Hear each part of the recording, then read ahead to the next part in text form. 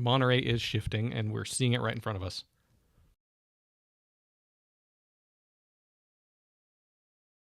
So today we're going to talk about Monterey Car Week.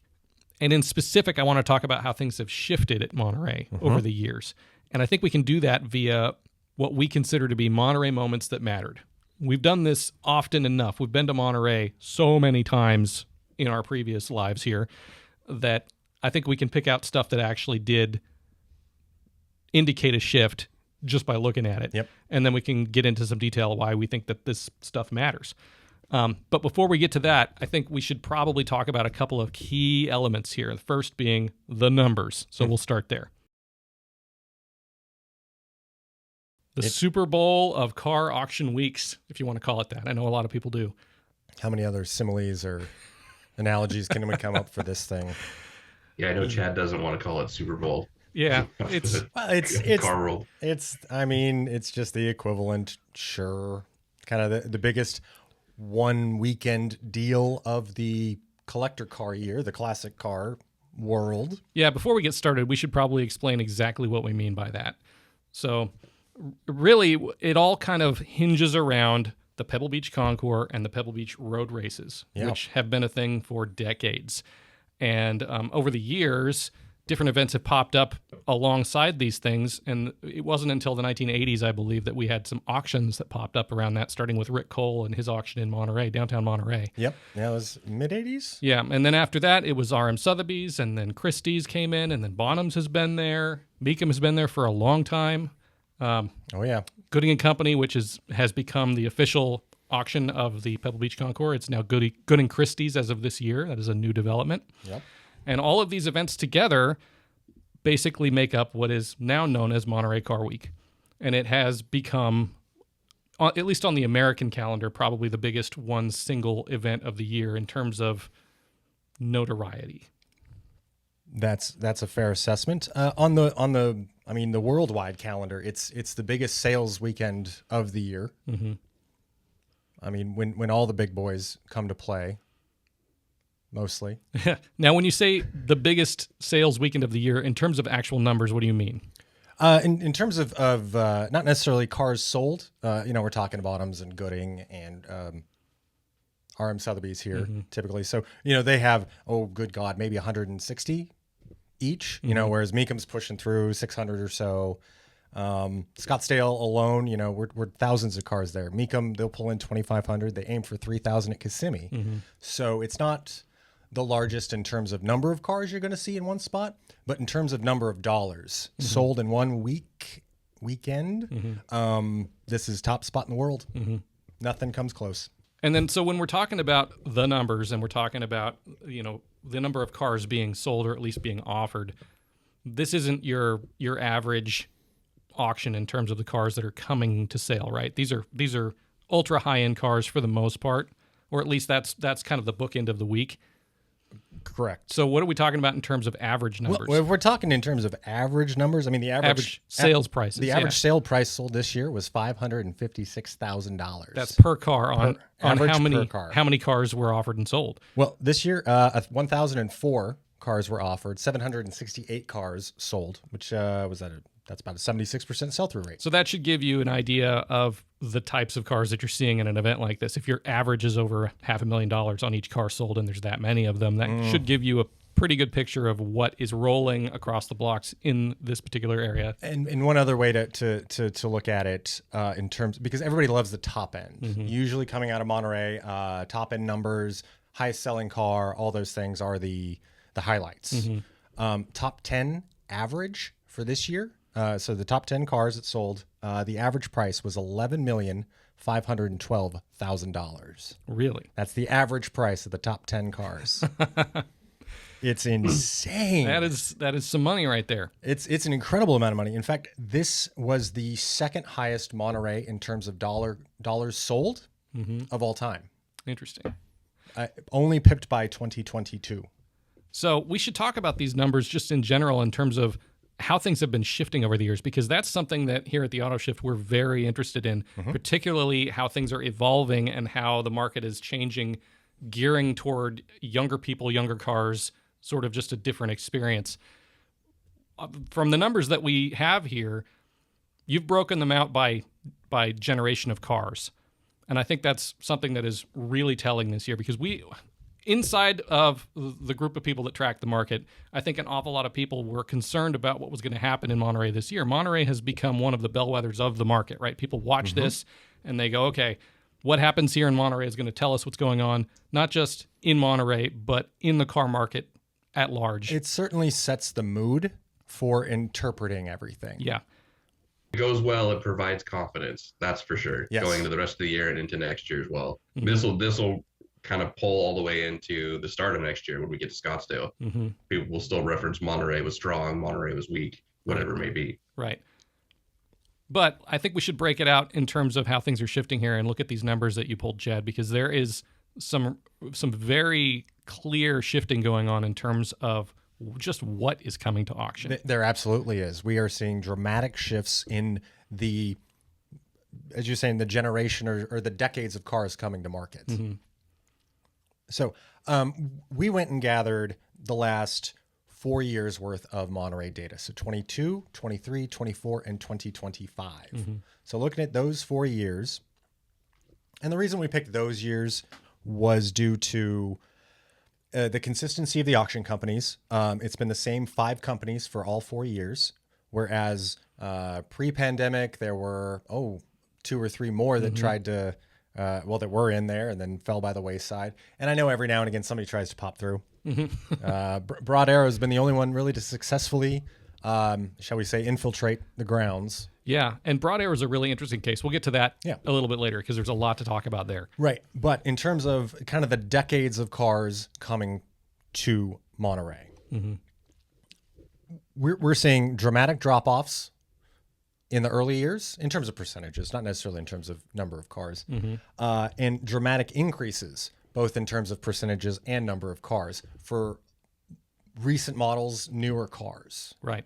So you're talking, I mean, the earliest cars, 1889 Benz Patent Wagon up to, let's say, 1919, so those 3 or 4 decades, there's a 45% drop over the years we were looking. Interesting. Now we're talking all of 19 of them offered in 2022 to 12 offered this year. Right. So that could just be general fluctuation. Yeah. Based on the years. Oh, but in terms of percentage drop, it's a 45% fewer offerings. We would still need more data to really I feel like between 19 and 12, we don't have a huge drop. But like you said, I think that could just be the luck of the draw in terms of what people are bringing to auction on this particular year.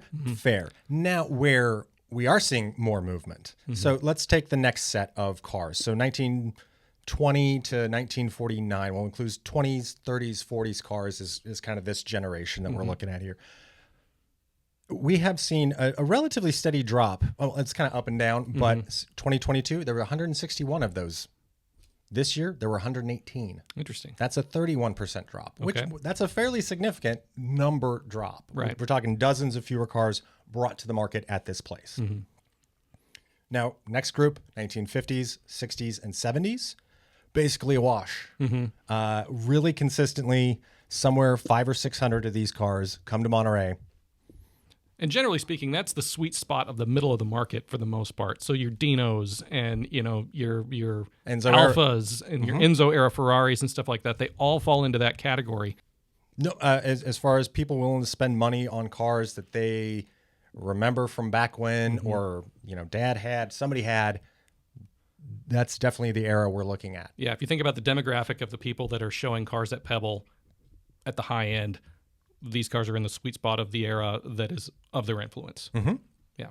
So it's not surprising to me that it's a wash. But where we really get interesting is what happens next. So the next set of data points, we lumped 80s, 90s, and the early aughts together.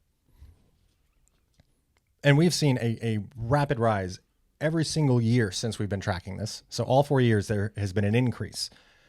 Which really isn't that. I mean, if you ask anybody who's been to Monterey, they're going to tell you that they just feel that when they're around. The impression will be there. Yeah, I saw that car there, and there's this whole new car show devoted to cars of this era because they weren't being catered to by the established groups. Right. We'll talk raw numbers. Okay. So the 1980s, 90s, and aughts. Back in 2022, there was 177 of these from all 5 sales. This year, 349 from that era of cars. That is, and it has gone up every single year fairly significantly. I mean, good number chunks, 50, 100 more of them every year. That's a fascinating shift. And the question is, what does that mean? Is that indicative of your traditional buyer coming in and looking at things that are newer and seeing it in a different light? I mean, I can remember back in our magazine days when all 3 of us were working at Sports Car Market, there was an awful lot of, well, that's just a used car that happened with a lot of this new stuff when we would talk about cars we wanted to put in the magazine or cars that were for sale or cars that were bringing big money or whatever the case may be. That was the sentiment that we heard a lot. Well, it's just a used car. It's not going to amount to much. Right. I mean, and this was flowing well into 80s eras vehicles. Absolutely. And now here we have that same demographic still active in this market, and these cars coming on as hard as they are. That tells us something. Now, it's either we have new buyers that are coming in, new buyers and new sellers, which I think is a big part of it. But it's also a shifting perception on the cars that are coming to market and what is interesting and what people want to spend money on. I agree. I think it is established folks recognizing one new area of growth. Yeah. You know, hey, there's a lot of room for these cars to rise up the same way we saw the previous generations. I was just going to point out when we're talking about global shifts, big shifts, one of the things that we saw that came on really strong a few years back was the rise of air-cooled Porsches. And this is something that kind of hit out of, I won't say it hit out of nowhere, but it felt like it was kind of a building wave that built really fast. We saw it coming. It came and it washed over the entire market, and all of a sudden Porsches that had been selling for 11, 12, 14, 15 grand were double that for 911 SCs, right? Yeah. And it just continued to go from there. I would have assumed, in thinking about the numbers as you were just pointing out, that Porsche would have been, as a mark, one of the biggest places of growth in terms of cars being offered this year. But if you look at the numbers that you pulled out here, it wasn't necessarily the case. There were only 114 on offer in Monterey this year, and back in 2022 there were just 100. That's a 14-car difference. Definitely staying within the ballpark there. On I mean, but as you're saying, we saw that rise up. That market has more or less matured into kind of where it's at right now. On the lead up to Monterey, there was a CNBC piece that they put on their broadcast talking about the Monterey Car Week and all those sales that go on. And the question was, will it hit $400 million? That was their question. Is this going to be a $400 million year? And the answer is yes. Yes. Of the 768 cars that we tracked sold, of the 1,004 offered, we tracked $427,038,237 in sales this year, which is up from $399 million last year and up from $394 the previous year, but down from 2022's all-time high of 457 and change. And yet, with things staying where they are, with you seeing a $457 million sale in 2022, and then watching it drop and then climb back up again, I look at that as, if you average it out, we're staying around 400 million, give or take. Yeah. But definitely ballpark. There are so many more cars from the 80s through 2009 that are coming to sale. So many more. It's really interesting. And yet, I think let's not forget here too, that last section of 2010 to 2026 you broke out. Fair point. Oh yeah, we got to get back to that. Yeah. Which is even more. Yeah, that one's a very good indicator of what's happening in its own right. Okay. Well, and break it down. Well, and bringing it back to all of the generations we're looking at. Now we're talking. This one is 2010 to brand new. So there's always a 2026 or 20. Whatever the next year model is, somebody's always selling one of them in Monterey. Right. So 2010 to 2026 models, we have seen a doubling in those 4 years. We went from 74 in 2022 to 152 this year. Wow. Now, almost all that run up happened from like last year to this year. So it was 74 of them in 22, 77 of them in 23, 80 of them in 24. And then this year there was 152. Wow. cars from 2010 to 2026 in Monterey for sale at these auctions. Wow. And that just, I mean, it kind of blows my mind from, I mean, comparing it to what Monterey has been, what it was the previous decade. Stayed kind of comes to mind. And the new Bugattis are not. No, they're not. Chad? It used to be going back to like the traditional that week is kind of what the play was. Yeah. It seemed like to me. Yeah. Yeah. And here we are now selling, that top selling, albeit a charity car, SP3 Daytona, topping all auctions of from Gooding Christie's at 26 million. Yeah. Yep. Definitely a lot more movement there that I think is played out partially by the manufacturers themselves. Absolutely. I mean, they're offering a lot more. There's a lot more manufacturers out there now that are names that have died and have come back, come back strong, and McLaren and Bugatti. And then you still have Lambo and Ferrari pumping out all their unique offerings that they, modify a little bit and send it out as a new special. Things like that are happening, and that grabs everybody's attention from up and down the age spectrum. Yeah. Yeah, that's definitely one of the things that we need to talk about in regards to Monterey at large, just beyond the auctions and even Pebble Beach. This year, from what I understand, there were some pretty fundamental differences in how some of these events came together. There's the Monterey Motorsports Festival.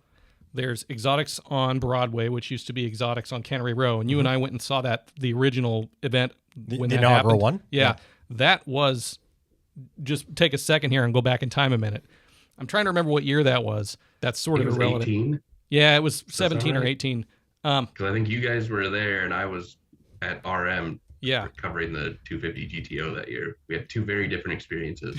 That's a good point. Chad and I were in the area. We thought, we'll go check this out. So we drove down to Cannery Row.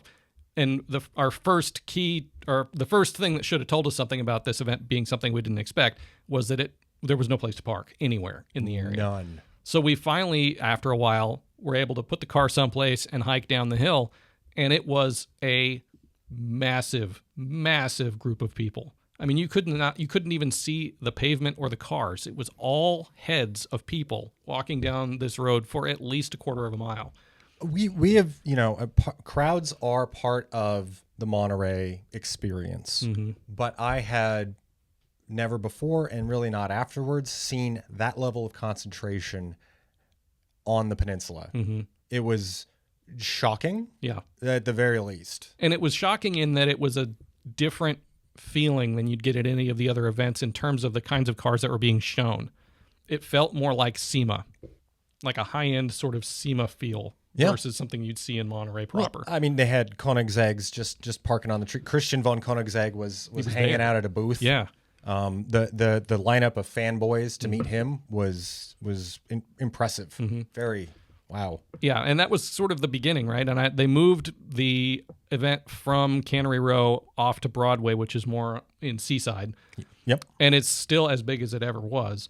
But this is a different demographic that's coming for an event that's free. So you get the huge numbers of people showing up, and it's, families and little kids, and it stands in stark contrast to some of these other events that are happening in the area that are very exclusive, very small, very closed off. Very expensive. Very expensive, yeah. But they're expecting like 40,000 people to drop in on their free show, which is one day from 11 to 4. Yeah. But there's been some bristling between Monterey proper, some of the Monterey traditionalists, and these things that are shifting. And I mean, there was commentary that I saved from a friend of mine who'd posted on the web about some of the things that had maybe not gone so right this year with the crowd that was at Exotics on Broadway and then later went to Monterey Motorsports Festival. They're blaming the daily driven exotics type guys about for this stuff, for the sideshow levels of antics. There was a pop-up car show that showed up on 17 Mile Drive, which I don't know how they even began to set that up, because 17 Yeah, Mile where? Drive is so locked down. And definitely during this time. 17 Mile Drive is the road that runs all the way around out there on the peninsula, and it's basically Pebble Beach proper, right? So this is where the big expensive homes are. They're right on the golf course there, and they've got gate houses at all the entrances and exits, and so they keep track of who's coming and going. And for a pop-up car show to show up on 17 Mile and block the road, Just start parking. and have the police show up and start threatening that they're going to tow cars, Yeah. it's really it's indicative of a shift that we have not seen before in Monterey, and it's been fascinating. I'll have to pull up some of the comments that I'd saved. There's definitely been a circling of the wagons, I think, by some of the Monterey traditionalists, and talk about, Pebble Beach as a concours and a show, and kind of the feeling that you get from that. You've got that on the one side, and on the other side, you've got these younger people coming in, viewing cars in their own world, doing things their own way. And, it's funny, the car world, people in the car world, I feel like they have the hardest time recognizing themselves in the mirror compared to any other group in any other part of the world. I agree. It's easy to forget where you've come from after you've been there. And are no longer. Yeah. I mean, I'm sure more than one person complaining about the folks now might have been that Lamborghini driver 10 or 15 years ago. That's just in their modern post-war car. That's what it was. Yeah, how dare you? But now that they maybe have a pre-war Alpha, it's like, no, we don't do that these days. Well, maybe not. Maybe you don't. We've kind of sort of tiptoed into demographics here in the shift that we're seeing. And, it's funny. The market really has never been about cars. It's always been about people and what people want and what people are willing to spend on things. That's the driver. And what I think the numbers are showing us is that Monterey is shifting. And that just means that the entire car market is shifting. And this is not news, but seeing it laid out in the numbers has been very interesting, especially in a place like Monterey, which is so revered by the traditional car world. This is where they've always looked to for what is the standard, what is the standard practice. Yeah. It's taking shape in Monterey. It's taking place everywhere. Yes. On the car side of things. As is the friction between some of the groups, and it's going to continue. That's going to continue. I don't know how you do anything about that. It's just the way it is. That is human existence, forever and always. New people coming in, old people getting pushed out. Yeah. They've never been fans of each other. This demographic shift that we're seeing, and it has to happen, because without young people coming in and getting a feel for these things and having an interaction with them, who's going to go to an event like the Quail in the future? You have to have young people that are interested in this stuff.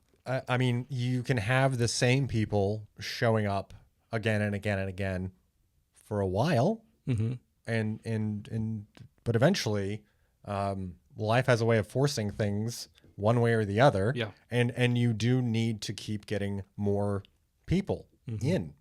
I mean, Pebble's been around since 1950 as far as Pebble Beach Concours d'Elegance. I mean, 75 plus years. They have had to change as much as we kind of think of them as the standard traditional, all the good stuff. I mean, they have had to adapt with the times to keep new people coming in. I mean, they started actually giving awards to post-war cars. Right.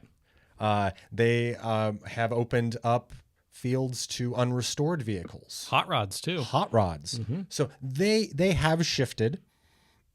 I probably less willingly than a number of other places, certainly than new events. They're going to embrace whatever the latest greatest thing is. Yeah.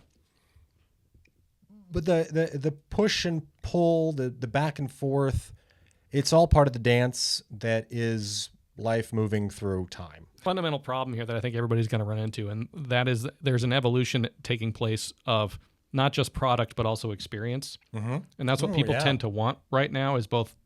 They want an experience, right? The experience with these cars is one of going faster than the speed limit, and that's just what they're designed to do. Right. When the top speeds are, start with a 2, and yet I'm only seeing double digits on these speed limit signs. Well, one thing is going to give in to the other, one way or the other. So how do you balance out having an event that's about experience and product, but also make people behave? How do you manage that, especially when young people are involved?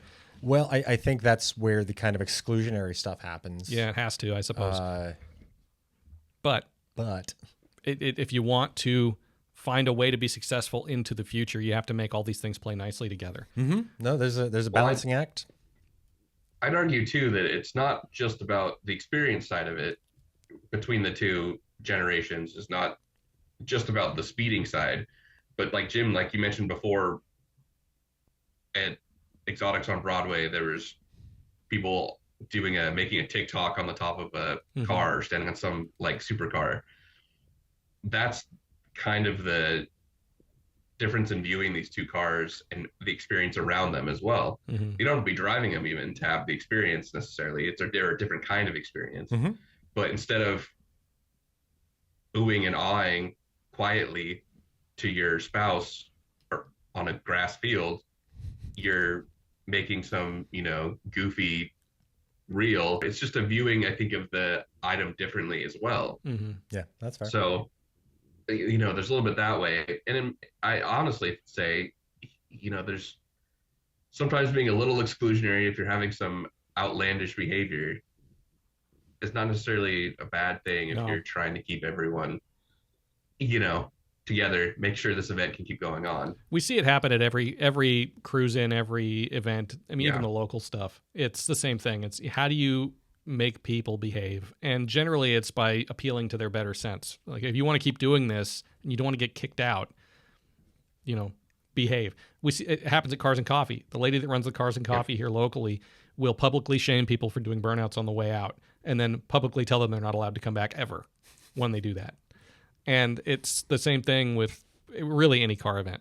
So, they're going to have to make a certain level of policing. That happens, however minimal or in your face it needs to be. Right. Now, something else I think is fascinating about this year in particular, and maybe the last couple of years, sales on site versus advertising for other sales on site. Yeah. I'm not sure, pointing out specifically years, but something has changed in the last few years to where Monterey was the spot, the single most important place you could bring this car of note. And yet, we saw a variety of things that didn't quite follow that. RM Sotheby's was selling a McLaren F1 via their sealed bid sales. Right. It was on the peninsula. It was there. You could go look at it, but you had to go online and bid. This was a couple of years ago, right? No, there was one a couple of years ago. That's and what then there thinking. was another one this year. Yeah. This McLaren F1 had Bay Area ties. It went to some tech guy, bought it brand new, and it's pretty much been in the Bay Area. But yeah, they did it 2 years ago. They did it again this year. And then there's Mecum. So let's start at the top here. Okay. So Ferrari 250 GTO, right? The pinnacle car. I mean, generally speaking, there's no more desirable a collector car than a 250 GTO. Yes. They made, 36, 38 of them, depending on how you count it. How you want to count. The first time I remember seeing one of these cars at Pebble was in 2014 when Bonhams sold one at the Quail. And they did $38.1 million selling that car. Yeah. The next year, or the next time that we saw a GTO in the area was back in 2018. And RM Sotheby's was selling one, $48.4 million, and that's the one that was a Series 2, right? So it was a Series 1 car that had been rebodied as a Series 2 car. Yeah, with the kind of parts that... It's my least favorite GTO, if you want to call it that, right? Yeah. But it loses some of the iconic look of a GTO that people think about for sure. Still counts, though. But the thing I think was most interesting about that year, the same year, just across town at Gooding, which is, again, the official auction of the Pebble Beach Concord Elegance, out in front of the tent was David McNeil's gray Series 1 GTO that he had just bought, I believe, via Gooding from a private seller. Yes. And the word on that was what, 70 million? That was what people were commenting on in terms of the price. That's what the speculation was. Correct. That the car was speculation. 70 million euro. Yeah. And it was, of course, at that, the most expensive collector car that had been sold to that point. And what I found so interesting was it wasn't sold in Monterey. It was just there. And of course, it being there completely overshadowed every other car that was inside the tent, which I thought was interesting. What is competing with that? Yeah. Nothing you're going to offer under the tent there is gonna match up to what a 250 GTO represents or is. Yeah. Yeah. And then after that, RM Sotheby's, again, they showed a GTO, 250 GTO, that was parked right in front of where their auction was happening there at the Portola Plaza. Yeah.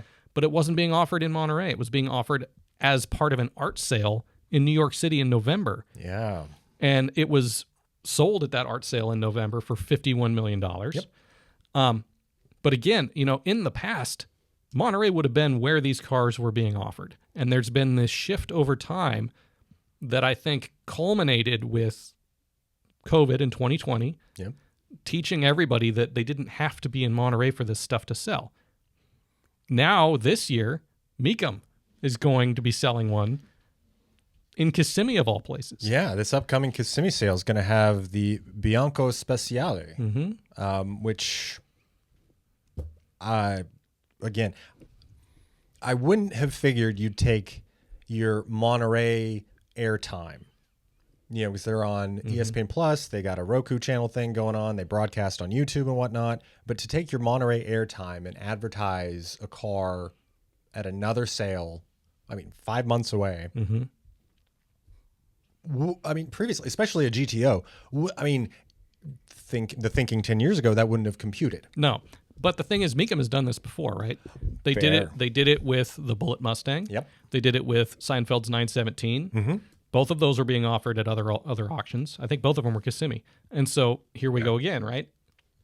It's interesting to see this shift away from having auctions there to having Monterey be the springboard to show people where else to go. And that brings me to Broad Arrow, which I think was fascinating in the cars that were being offered.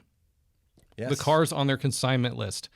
To me, that looks like a Monterey of the future. It doesn't look like a Monterey of the past that you'd see at one of the older, stuffier state events that's been around forever. Broad Arrow is in a unique position because they are a new company. They've got lots of funding behind them, being a Haggerty business, and they don't have to carry around the weight of what Monterey used to be. They can position themselves to be what Monterey wants to be in the future. And the other auction houses that have been around for a long time, your RMs, your Gooding Christie's, your Bonhams, they're doing the same work, but they're having to look at it in a different way because they have a different client set that's coming in, and they expect a certain thing from those auctions. Yes. But it's definitely more of a balancing act for them. They've got to keep the old guard happy while also bringing in new people. Something like Broad Arrow, a few years in, you come in, you say, this is what we are, this is what we're going to offer. Yeah. And we're going to see how it goes. Obviously, they're doing fine. So they don't need to pander. You look at Broad Arrow's consignment list, and you see an awful lot of stuff from the 80s, an awful lot of stuff from the 90s. Plenty of modern supercars. A lot of more modern stuff that falls into the category, the numbers that we were talking about. I think a lot of them came from there. Yes, that was a huge shift. I think the majority of the new cars were from Broad Arrow. Mecum had a fair number. Bonhams had a surprising number of no reserve late model supercars. So they kind of set a variety of records for themselves. Bonhams is an interesting case because they just recently had a reshuffling of their staff again within the last couple of years. And due to that, I think you're seeing new ideas and new plans coming out. Well, it worked this time. Yeah. That's for sure. I think there were a number of people that didn't think it was going to because they hadn't done a whole lot of advertising leading up to Monterey. And then bam, here they are with this sale that did pretty well overall. Yeah, things have been pretty rough for Bonham. So I don't think all eyes were not on them to be the star of the show. and they came through. So Now, good for them. you can say what you want about Broad Arrow. That's one company. Mecum, they've got some new stuff too. Yeah, things are going to trend younger. That's just the way it works, right? Fine. I will agree with that. All of this culminates in another spot. And for me, it's at Gooding Christie's. Now, over the years, one of the things that we would always notice when we'd be at Gooding Christie's, and we were there a lot back when it was Gooding and Company, Oh, yeah. was that when they would start their sales up, they would have what I considered to be cutesy cars. Fiat 500 Jollies, Yeah. small little things. Auto Bianchi. Yeah, Audi Bianchi. Yeah. So Yeah. you'd see those things come up as a warm up to the sale. And it was always the kind of thing that, somebody's spouse would elbow them and say, oh, we got to buy that. We got to put that in our garage, right? That would be the kind of car Be you would real expect. cute on the vacation property. Exactly. Yeah. We saw an awful lot of that over the years. Tootle around in. You can use it as the golf cart once in a while. Yeah, right. There you go. Well, it'll be the take the gang to dinner car, to quote Look at that fringe. our really good friend Carl Bumstead, bless who you. used to say stuff like that all the time. Rest in peace, Carl. Yeah, I miss Carl. Oh, Um, good guy. This year at Gooding Christie's, the first car out of the gate was a Lada Niva. I know. Wasn't that just the craziest little Soviet thing? Yeah, I mean, and it Why? I mean, I get why, but it was shocking when the catalog came out and lot number one, yeah. 80s Lada Niva. Now, say what you want. Again, this is one auction house. This is one car, but it's not just one car, and it's not just one auction house. This is the official auction of the Pebble Beach Concord Elegance. Yeah. And it was happening just up the road from the 18th green. Right. A Lada Niva, something like this is a Jalopnik or an Autopian kind of car. That would be the crowd that would kind of go a little gaga over Your this Save thing. the Brown station wagon manuals, right? Those guys, they're going to be into this kind of thing. Mm-hmm. And it wasn't super expensive. It was $14,000. 14 grand even, yeah. But it's not gonna. That doesn't shift the bottom line on anybody's auction at $14,000. Nope. But what it does do is it shows that the auction houses that are established here are paying attention to what's happening around them, and they're starting to open up their consignments to a different group of cars. So you've got this Lada Niva that shows up at auction, right? Mm-hmm. And so you bounce that off of what the high end was at Gooding Christie's. I keep wanting to say Gooding and Company because we said it for so many years, but at Gooding Christie's, what was it? The 250 Cal Spider. What did that sell for this year? 25.3. $25.3 million. Mm-hmm. There is a shift here that I think was shown to us by that Ferrari that RM Sotheby's sold as a piece of art. It's not the first time they've done this, No. selling cars as art. And it's not the first time we've seen cars being treated that way. But I think we're seeing a shift. I think we're seeing some of these cars being treated more like art, and some of the other cars from this 1980 to 2009 era being brought in kind of in their wake. And they're kind of getting that same sort of... As one level is kind of ascending, they're kind of bringing the other one up behind it. Yeah. And as we're rolling through time, this does seem to be the pattern. Mm-hmm. The newer ones fill in the older ones' footsteps. I mean, because you had the Duesenbergs that kind of fell by the wayside once upon a time. Although it's still plenty popular. Mm-hmm. But really only the Model Js. Yeah. But I think that we're seeing that is, if Monterey is a place to go to buy and sell cars, the art is showing up elsewhere in some cases. And Yeah. some of the auction houses are seeing some pretty good result out of treating the cars that way. And I can't argue with that. A 250 GTO is rolling art. It is. Agreed. And there are many cars from that car's era that could be sort of treated the same way. I mean, a Miura comes to mind. Much more, more of serial production. But are you going to find a prettier car than a Lamborghini Miura? No. No. I mean, prettiest car ever made. You can argue that maybe the Series 1 GTO is prettier. I would fight that fight. Nope. But, as those cars ascend, like you were saying, there is going to be a shift with a more modern take on some of these other cars that are coming up. Stuff with fuel injection, stuff, from different eras, the Countachs of the world, that sort of thing. Well, yeah, the Countachs, they've sort of popped over the last decade, and what we're seeing now is the Diablos doing a very similar thing. I remember when I was doing a bunch of numbers for SCM last decade, the disconnect between Diablo sellers and the buyers. And they're just, every time a Diablo came, I mean, there was maybe, I added all the numbers up together once, and there was maybe like a third of them sold for like a 5-year span for all the Diablos that came to a public auction. Like a third of them sold. Like there was usually a huge discrepancy between the reserve and what people were offering. That's gone away, certainly post-COVID. Now people are offering a lot more, and they're finally selling. Yeah. So just that shift rolling forward, I think the sellers maybe valued them as a collectible before the public was. Yeah, they're poster cars and whatnot, but Yeah. I mean, the new Lamborghinis were so much faster, so much more powerful, so much more radical in design.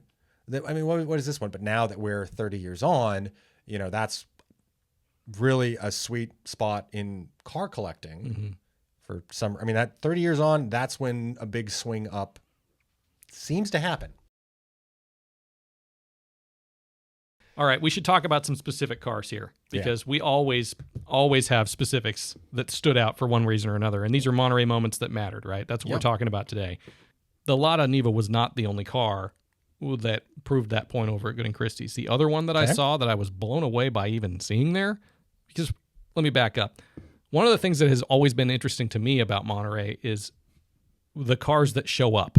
I felt like with the economy doing what it's doing and the news cycle doing what it's doing and the tariff cycle doing what it's doing, that we would be seeing Monterey numbers take a hit, but also the cars coming in the first place shifting. Because we saw this in 2008 when the market crashed. It became a challenge for the auction houses to even get good consignments. Yeah. They went from having really, really great stuff with the right history and the right paper trail and the right paintwork and all that stuff to having cars that maybe had some stories. 2020 sales in 2021, similar kind of ideas behind them. It's like, you didn't quite see some of the top tier stuff making it. You saw some second tier in down. Yeah. But then one of the reasons we started with the 2022 numbers is that's when, oh man, everybody's confidence in the market just seemed solidified, and we're plowing forward. And oh, look at that. It was the biggest Monterey of all time. Right. I was expecting numbers to be down a little bit, simply because consignments were going to be a challenge and then final numbers are going to be a challenge. And it depends on who you ask and who we want to listen to about, well, the numbers were below estimates on all of these cars. Estimates that's a hard thing to get right. I invite you to open your mind in thinking that maybe the estimates were a little high rather than the bids were low. Right. The bids are the real number. Right. Not the estimate. Right. The estimates are nice and good in a way to gauge potentially where things go, but the bid offered, that's your real number. So what we ended up with was a Monterey that was quite strong, despite what we expected to see. Well, and there were no falling off of the consignments. I didn't see a whole lot of backtracking. I think I might have tracked 3 withdrawals for all of Monterey. Yeah. Gooding typically has 1 or 2. Regardless of the year. But the cars being offered, it was impressive all the way up until almost in spite of the general economic data leading up to the middle of August. Right. It was odd to watch. The other car that I saw at Gooding and Company. Gooding, the one that shocked you. Sorry, Gooding Christie's. Gooding Christie's. I'm going to get this right one of these times. 1995 Honda Integra Type R. What? Now, this is a right-hand drive Honda Integra because it was, home market where there was no Acura. Right. Acura is in America. It's a 4-door, and here it is showing up at the official auction of the Pebble Beach Concours d'Elegance. $56,000. I think that's pretty strong money. Nonetheless, I mean, I'm not even going to get into the details of the specific car. The fact that it was even there in the first place should tell you something about what's happening in Monterey proper and in the car world in general. So for me, that was my pick. That was the Monterey moment that mattered, was the fact that that car was even there, and it did fairly well. Yeah, and it was a sort of ICU kind of moment. For years there has been a Japanese car show at the top of the hill on the way down into Pebble, and it only took I'd have to go back and look to see how many years they've been doing it. And it's not the first time that we've seen a JDM car come to auction. They've done, Toyota 2000s and things like that. They've done GTRs, early GTRs and that kind of thing.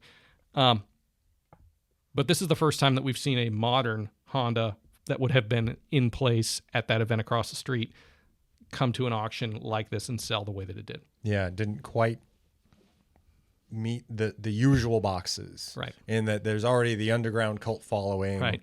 And we're just now finding the best example that we can do.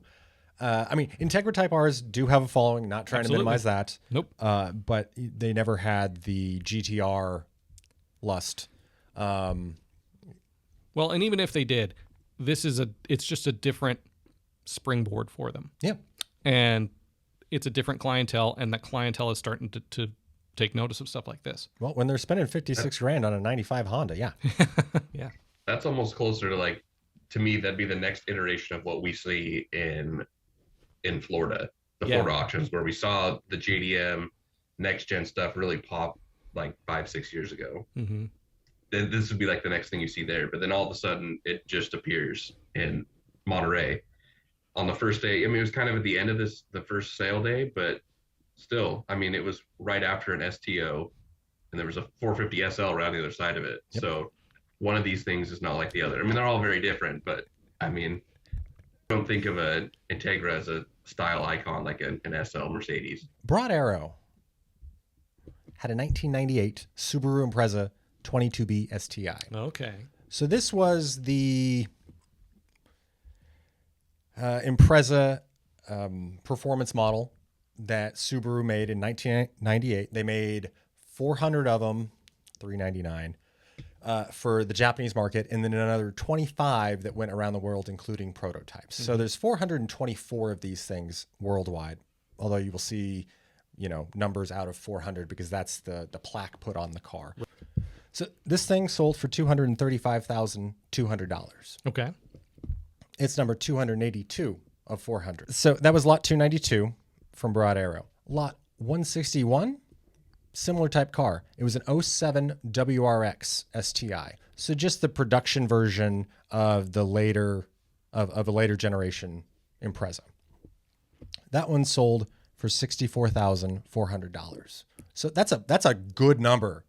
For $64,000 is a lot of money for an STI. That's a lot. An 07 STI. This isn't a bug eye one. This wasn't owned by anybody in particular. That's just a good solid number for a really solid car here. But the 22B sold for almost 4 times that amount. Interesting. Now, and that's a really good. The 235 is a really good number for those cars. Mm-hmm. Bring a Trailer had one on early last year, sold for $135,000. You got to go back to 2022 to find a 22B that sold for more than this one. Wow.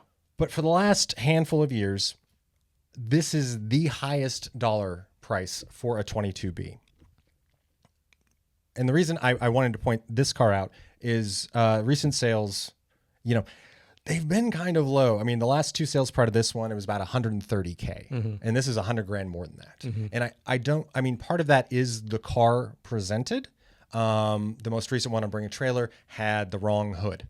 Okay. It had modified this, that, or I think the air filter might have been changed as well. And the thing about the 22Bs is they are so particular in what they are. They're literally 3 inches wider. Right. Than the regular Impreza, just because of the little body flares on the fenders. The wheels are hyper specific to this car. Right. The other one didn't have the right wheels. Right. They were the right color, but not the right type. So, but this one just seemed to have every little thing right in the right spot.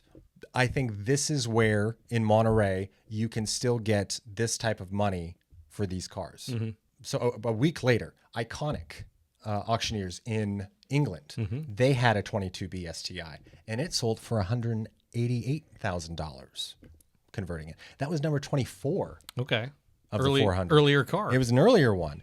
In the wrong country, which is ours, for what these cars were intended for, because the right-hand drive. Right. I mean, they only went to right-hand drive countries, so they're all right-hand drive. Don't buy a left-hand drive 22B. Mm-hmm. They're lying to you. The most recent one in Monterey was in 2023. Mecum had one that sold for $209,000. Okay. Now, that same year, Bonhams had the prototype. They had one of the prototype STIs. It was, they call it a 97, and that thing was bid up to $360,000. So there's more room. I mean, there's room for these to grow. But I did want to point this out because I think when you have the right car, Monterey is still one of the best places in the world to bring it. Yeah. And I mean, even if online can be done anytime. the thing that's so fascinating here is that when you say the right car, what is the right car is shifting. Yes. Because this is the number that we see here on this car. I don't think you would have seen a number like this 10 years ago. No. I mean, again, the car has evolved into being worth what it's worth, but at the same time, the buyers have evolved into seeing it to be that valuable. And Correct. the type of buyers that are coming out for that car aren't the same. No. Is it the person who bought the Cal Spider at Gooding? Yeah. Not going to be the same buyer who's interested in a 22B. Unlikely. I kind of liked the Volvo over at Gooding Christie's. Yes. That was a 65 Volvo Cyan P1800. Yeah. Yeah. I had that car on my list too. I'm sure it was for the same reason. Body shape wise, very classic.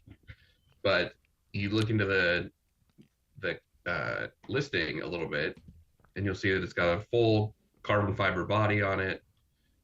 It's a full-on one-off custom, dare I say, street rod of a Volvo. Yeah. Which, who knew those could ever go together in the same sentence? That's Yeah. nutty. It is definitely a Volvo Resto Mod being offered at one of the top auctions in the Look at country. those wheels. Yeah, it was lot 176, Uh-huh. and Gooding sold it for $467,000. That is Ferrari 330 GT money at that auction.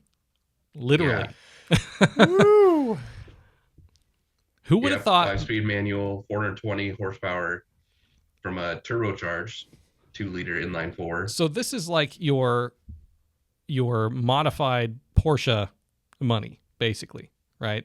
This is your Singer, your Emery, that kind of level being applied to another model, another make, another model.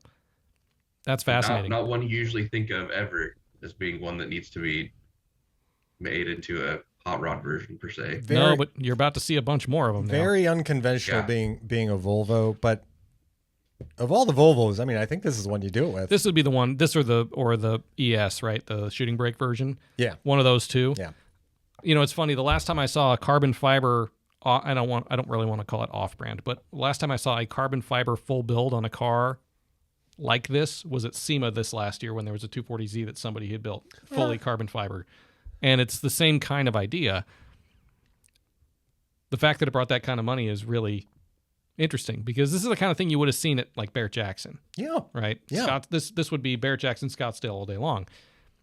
And it would bring that kind of money there. And here we are at Gooding Christie's, stone's throw from the green, right? With something like this doing that. If we saw this roll up on a Barrett-Jackson lineup, we wouldn't say, oh, it's out of place, but we'd be curious on what it would do. Mm-hmm. I'd be curious why it wasn't LS powered. Yeah, that too. Yeah. Most of them would be. That at a Barrett-Jackson auction for sure. Yeah. But why is there anybody that's going to want this? Like, obviously, great, someone did this, and it's very clearly someone did want it. Different audience for sure. Yeah. It's definitely just it's the same kind of moment of change that I don't think we expected, and here we are. And it's super well done. Looking at the interior of this thing, it's gorgeous. But still, so I mean, kind of, and really behind it is that carbon fiber body is kind of the more outlandish part of it. So I mean, I guess that kind of is what the person's paying for in a lot of the ways here. But it's super well done along the lines of a Singer roof kind of thing. I mean, it's not someone didn't do this in the back shop, with the after work each day. Well, it is a level above the outlaw Porsches. Yeah.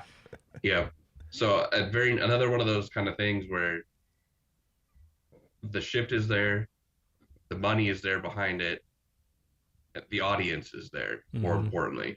Yeah. So all right. Carbon fiber drive shaft, limits the differential. weighs less than 2,300 pounds, Wow. Uh-oh. 413 horsepower. No, that car's nuts for So sure. it's, I mean, there's your style and performance Hmm. together, In a right? body that Right in one is, package for this thing.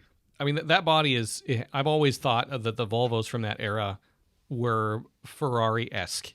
I mean, everything was, right? It all kind of has that same sort of feel with the egg crate grill and the shape, the overall shape. Or And the set forth and out headlights. yeah. And so it stands to reason that somebody would want to do this at some point. I just think it's fascinating that it's happening now. I mean, it falls right in line with what we've been talking about. Yep. Monterey is shifting, and we're seeing it right in front of us. Yeah, all rules are kind of off at this point. Mhm. You know, you got to figure out where things are going. Yeah. And I think all these auction companies and even event companies, they're all in the same boat of trying to figure out how to best do it without cutting off this whole section while also not being maybe too much. And I think we're seeing that maybe with like the exotics on Broadway. Yeah. In reality, they might have to put some limits on it starting to. They're hitting that pinnacle level of we're getting too much. We've achieved our goal of growth. Now we need to refine it. I mean, Pebble Beach over the years has been the standard of the week. Oh, yeah. Between that and the races, which the races are one of my favorite events because you can actually go and see the cars moving and hear them and feel them. The feeling them is the cool part. Yeah. If you walk in there when the Can-Am cars are running and you go over the bridge, It just, I mean, is this thing gonna be, there Yeah. after they're gone? yeah, those cars all have zoomies pointing basically straight up, and they are noisy. And between that and that one year when Ferrari GTO was the featured class at Pebble Beach, do you remember this? Oh yeah. And they had a number of them that were running around on the track. And our friend Jim Fisk, who dozen or was so. he was in charge of the collector car insurance division of Chubb Insurance. He was just white as a ghost watching these cars racing around the track because there's just so much liability there. As they proved at Goodwood this year. Millions of dollars. Yeah, I saw that. But Pebble itself has been the kind of the gold standard of the week, and it moves relatively slowly in terms of evolution. It wasn't until a number of years ago that any post-war car won Best in Show. It was a Ferrari. Yep. And then last year was the first year that any unrestored car from the preservation class won Best in Show. Yeah. This year was back to what you might have expected. It was very, very pretty Hispano Suiza Yeah. that won. And I think, people that saw that car on the tour, I saw it pop up on my social feeds. People are saying, that's the winner, that's the winner, that's the winner. They just knew that was going to be the car. RM Sotheby's or RM Restorations, Auto Restorations, did the work on that car. It was a deserved win. But one of those things that, we don't see Pebble shift as completely or as quickly as some of these other events because it's its own world over there on the green. When It's the most insulated. I mean, at the hierarchy of events, Pebble's at the very top. Mm-hmm. And as far as it needing to listen to its audience and make drastic changes, it's the last thing that's going to need to do it. Yeah. They made some minor changes, but it's going to be the holdout.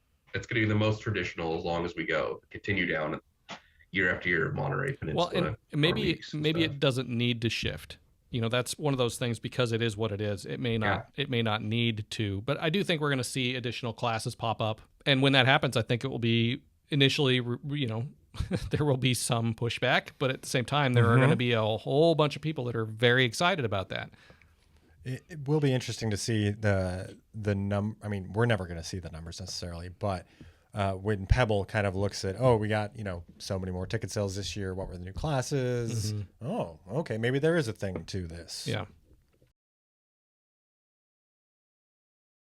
Everybody wants to say how much the top end, how much the top cars might skew, especially Monterey, where one car could be a $20 million swing very easily. Mm-hmm. Certainly this year,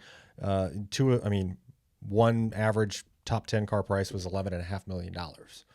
So what if haven't there been several years too in there where we had like maybe one $7 to $11 million car, and that was it Yeah. for the whole car week stuff too. Oh, yeah. Okay. I remember the first Yeah. car that sold for more than $8 million. It was a Bugatti Type 57 SC. It was the low chassis. Yeah.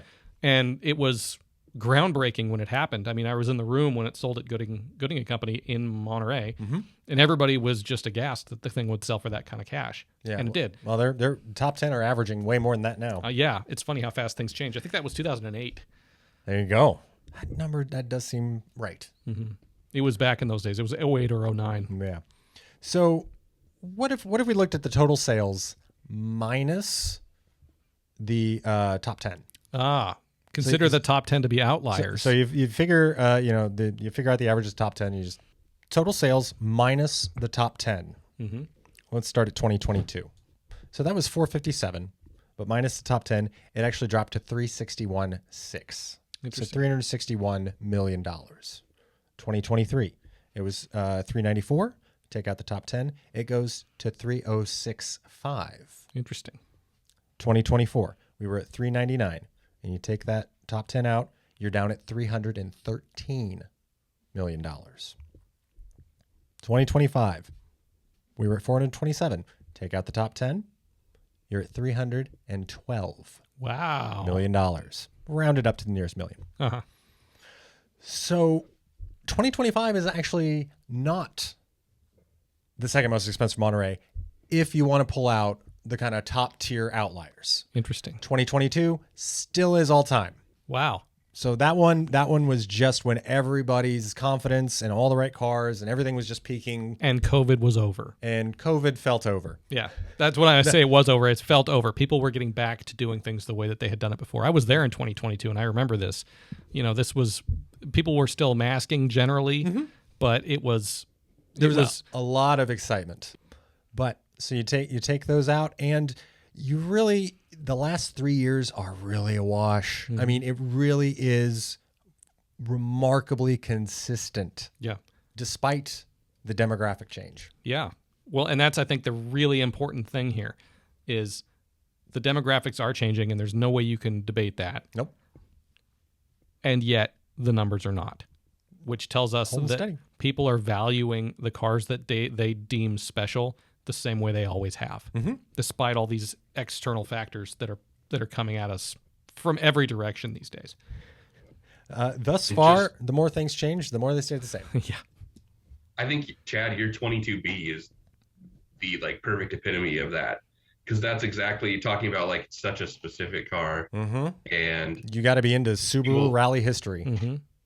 people who are looking at that and wanting to buy that seriously know all that little stuff that needs to be there.